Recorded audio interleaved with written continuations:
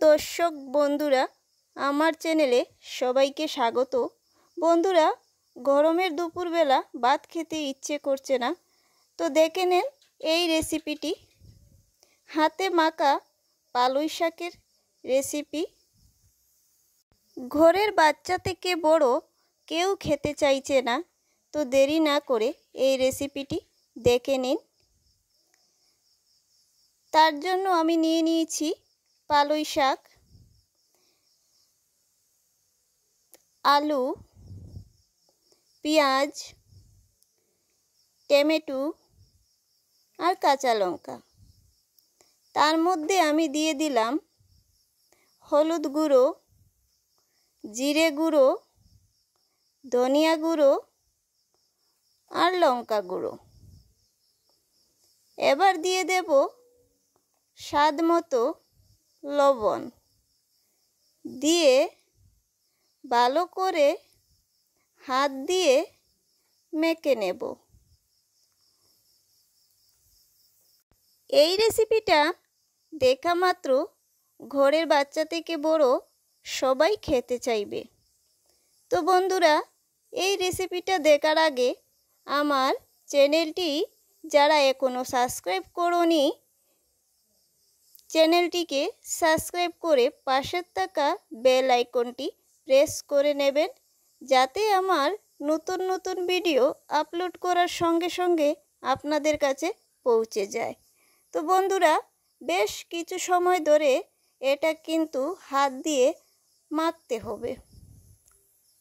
মনে রাখবেন বন্ধুরা, এটা কিন্তু বেশিক্ষণ ধরে মাখতে হবে, কারণ এই হাতের মাখাতেই এটার স্বাদটা কিন্তু বেড়ে যাবে।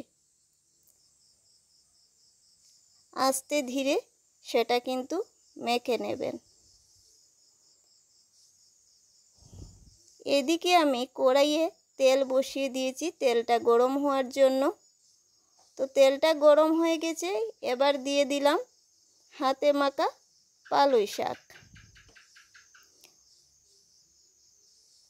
বন্ধুরা, এই রেসিপিতে কোনো জল ব্যবহার করবেন না, তেলের মধ্যে ভেজে নিতে হবে। এইভাবে তেলের মধ্যে ভেজে নেবেন। কিছুক্ষণ পর পর একটু নাড়াচাড়া করে দেবেন, যাতে কড়াইয়ের গায়ে না লেগে যায়। তো এবার আমি নাড়াচাড়া করে একটা ঢাকনা দিয়ে দেব। সেদ্ধ হওয়ার জন্য ঢাকনা দিয়ে দিতে হবে।